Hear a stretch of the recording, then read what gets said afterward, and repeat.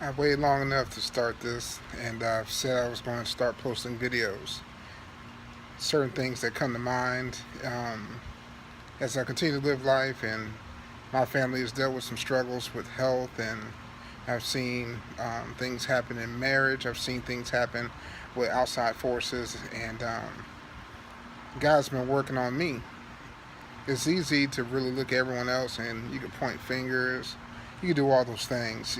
People can do you wrong, and God never really just say what's your situation. He always says how you should react to him.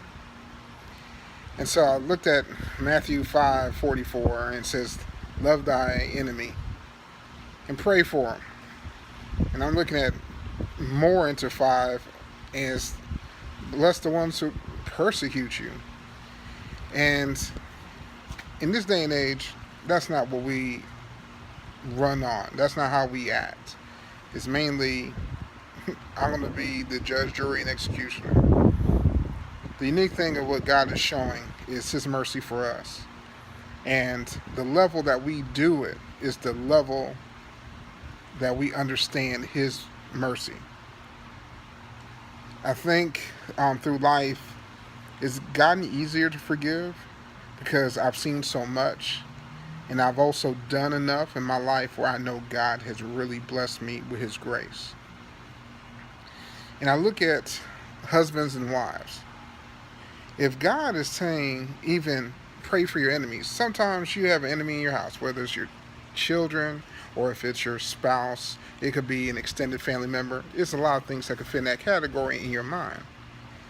God still says pray for them. Still love them. Even the ones who persecute you, the ones who blame you falsely for anything else.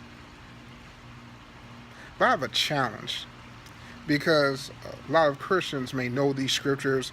Husbands, love your wife as Christ loved the church. Wives, submit to your husbands as the church does to Christ. And people will defend that for the other person, but not put it towards themselves. And so the challenge that I put out to all the married couples, especially my friends, especially the people who claim that they are Christians, this challenge is quite unique, especially with children. It kind of came to mind this evening, and I had to really look at some things in the aspect of being an example for children. So, sorry. So,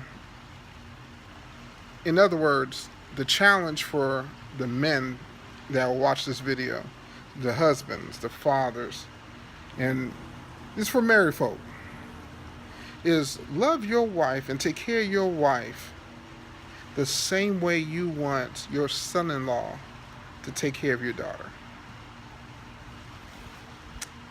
Ladies, take care of your husband. Love your husband in the same way that you want your future daughter-in-law to love your son. The reason why this challenge is a little more unique in the aspect of family is the enemy will use every which way to tear your family apart. It could be something that's not even quote unquote worth it, or it could be, but guess what? If one person's offended, something has happened in their life where it means a lot to them. So you can't even belittle that. And I'm still growing, I'm still learning. I know I got a quick tongue that I could say anything crazy. That's anyone I grew up with. I can rank with the best of them. But God called me to do more than that, be more than that. And being a husband, being a father, means a lot to me. And the legacy that Cassandra and I leave for our children. I want our kids to say, the reason why I treat you like this and take such great care of you, honey, is because I saw my parents do it. We both grew up in single parent homes. Our moms did the very best they could. And I thank them. I thank you, Miss Christie, for raising Cassandra the way you have and the best abilities you can. Miss Cecilia Yearwood, thank you for raising me the best way you can.